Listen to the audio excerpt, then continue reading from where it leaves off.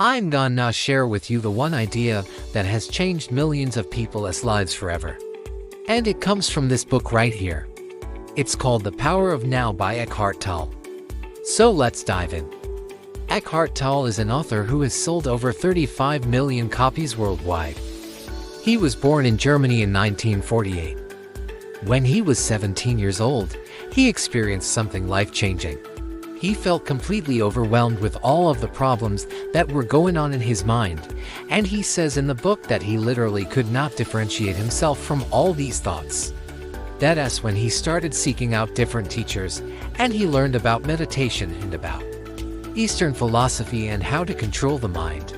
Then he moved to Canada and later to the United States, where he has been living ever since. This book was written because he realized that almost every human being is completely unaware of the present moment. We are either thinking about the past or we're worrying about the future.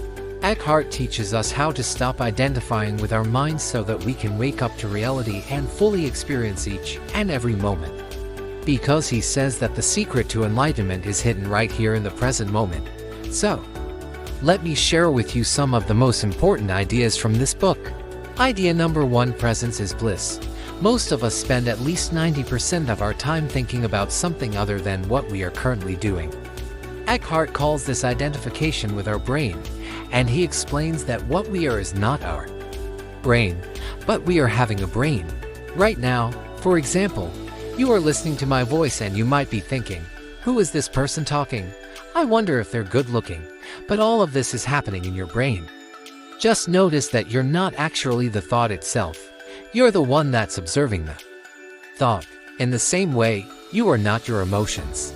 You have emotions. Eckhart teaches us that the mind will always try to convince you that you are your thoughts.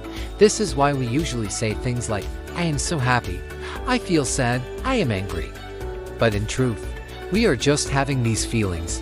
If you look deeper into it, you realize that you're not the thought, you're not the emotion. You're simply the one that's aware of the thought and emotion. Eckhart calls this pure consciousness, and he says that this is who we really are. This is our true nature. He says that when we remember that we are pure consciousness and that we stop identifying with the mind, we experience inner peace and joy. And that's what he calls presence. So right now, I want you to bring your attention to the present moment. Notice what is happening around you and inside of you. Just observe. Idea no. 2. Ego is the problem. Eckhart explains that the ego is the same thing as your mind. And he says that when we identify with our minds, we create the illusion of separation. This means that we start to believe that we are separate from other people and from the world around us. But the truth is that we are all connected.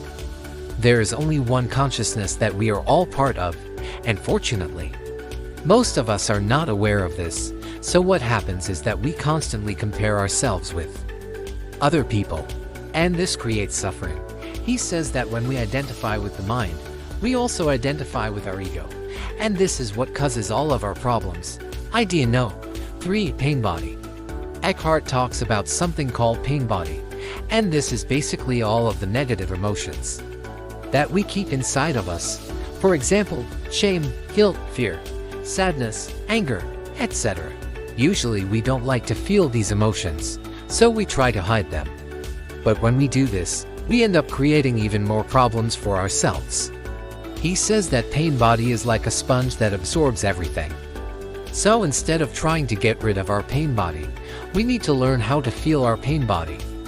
Idea no. 4. Surrender. Eckhart teaches us that we cannot control anything except our own minds. So the only thing that we can surrender is our ego. Surrendering our ego doesn't mean that we give up on our dreams and our goals.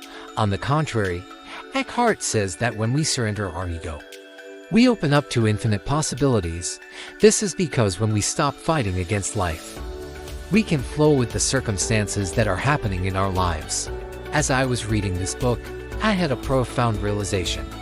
I realized that we spend so much time planning for the future or regretting the past that we forget to truly live in the present moment. Eckhart talks about this idea of now, and he explains that the only real time that we have is now. The past is gone and the future hasn't happened yet. So the only time that we really have is now.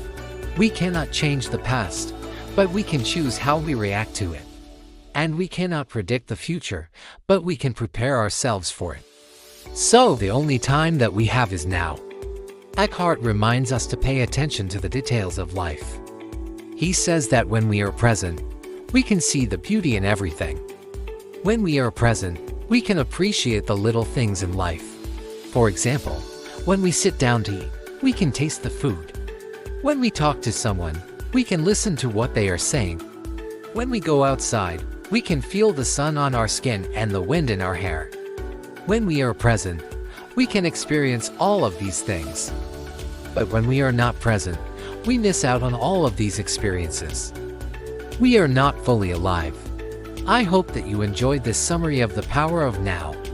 If you liked this video, please give it a thumbs up and share it with your friends. Also, if you haven't already, make sure to subscribe to the channel so that you can get notified when we post new videos. And speaking of new videos, next week we will be posting a video on another amazing book called The Untethered Soul. So make sure to stay tuned for that. Thank you so much for watching, and I'll see you in the next video. Bye.